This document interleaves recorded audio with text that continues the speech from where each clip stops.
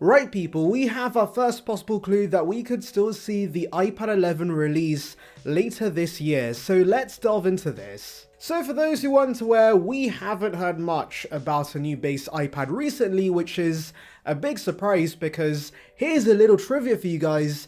Apple has been releasing a new iPad without fail since 2017.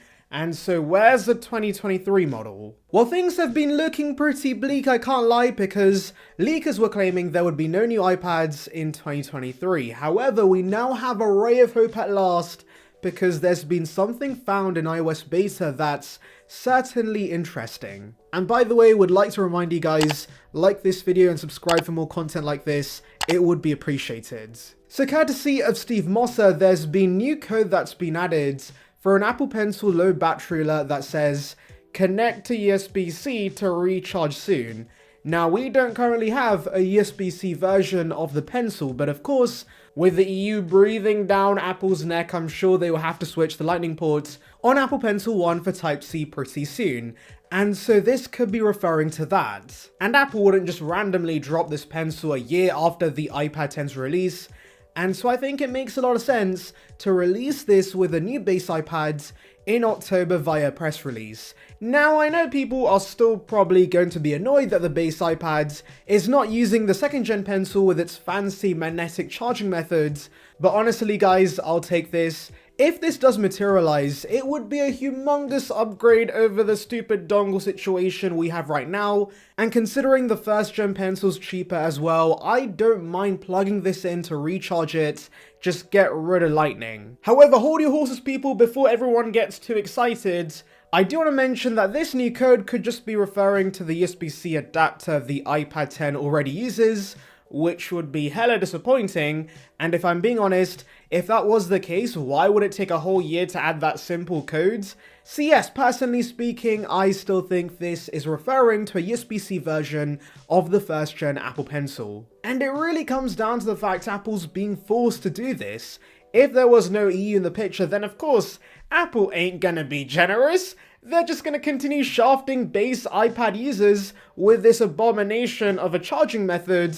But since they have a deadline to meet, I think Apple's gonna get rid of Lightning ASAP, and so yes, I think this is our first possible hint towards the leakers being wrong, and we actually get a new iPad in just a few weeks. But some of you may be wondering, hey Saran, it's cool we're getting this new Pencil, but what else is there gonna be? Surely there has to be something new with the actual iPad, right? Well, yes, Jim at the back, you can expect a few minor changes. Obviously, don't expect this to be a revolutionary upgrade because, frankly speaking, apart from the iPad 10 that gave us a major redesign, every other version of the base iPads have been simple spec refreshes, and guess what, guys? The iPad 11's gonna be just that. So yes, I think the iPad 11's big and only upgrade will be A15. It's going to open apps 0.0001% faster, woohoo guys! But I think the reason Apple's giving us this SoC update is because it logistically makes sense. Currently, the A15 is being used on a wide range of products like the Apple TV, the iPhone 13, the iPhone SE, the iPhone 14, and also the iPad mini, so I'm sure it's going to be simpler and cheaper for Apple's supply chain to allocate this widely produced SoC to the base iPad. Remember Tim's motto, guys, recycle and reuse every single component. But more importantly, the iPhone 12 has now been discontinued. It's actually been straight up banned in some countries because of radiation concerns, so that's fun. But anyways, because the iPhone 12 is now gone for good, the A14's out of circulation, no other products apart from the iPad 10's using it, so why continue producing it for this one single iPad when they could just give this the A15 instead that's already being produced for a wide range of products and is probably gonna be cheaper to produce in the long run. That's it for the changes. There could be a few snazzy colors, but yeah, it's a pretty tame update, guys. Now, I know everyone wants Apple to get rid of the non-laminated panel on this iPad, but considering these panels are much cheaper to repair, I don't think this will be changing with the iPad 11 because these are primarily made for students and kids who break literally everything. Also, I'll be honest guys, when I did use the iPad 10, the air gap's actually not as apparent anymore, so yes, personally, I can look past this. Now, we could get lucky and see a price cut with the iPad 11, and I know as soon as I mention this, someone's gonna write a comment saying, oh, but Apple always gives us price increases. Tim's super greedy, he never gives us price cuts. They will charge more money, haha. But no, when it comes to their base level products, they're actually competitive with their pricing.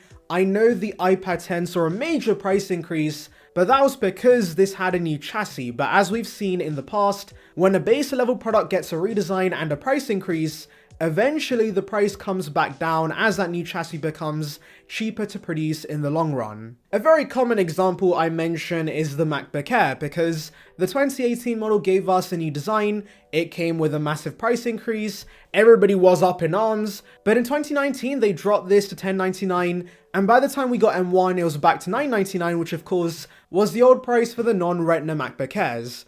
And we're already seeing Apple do this with the M2 MacBook Air, because that also got a price increase with the new design, but with the 15-inch MacBook Air's launch, it got a $100 price cut and should hopefully be $999 again when, of course, it gets the M3 upgrades. And so I'm 90% sure the same thing's gonna happen with iPad 11.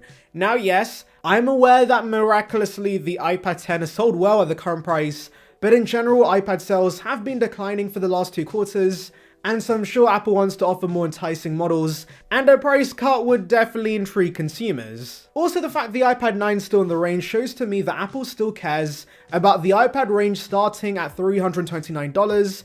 Those shopping for an entry-level iPad are more price sensitive at the end of the day, so yes, eventually when they have to get rid of the iPad 9 because of its lightning ports, I think the new design is going to get cheaper. And so much like we saw with the MacBook Air, I think we'll first see the iPad 11 drop to $379, and then the iPad 12 drops back to the wonderful price of $329. That way I think a lot of us would be a lot more forgiving of the base iPad shortcomings.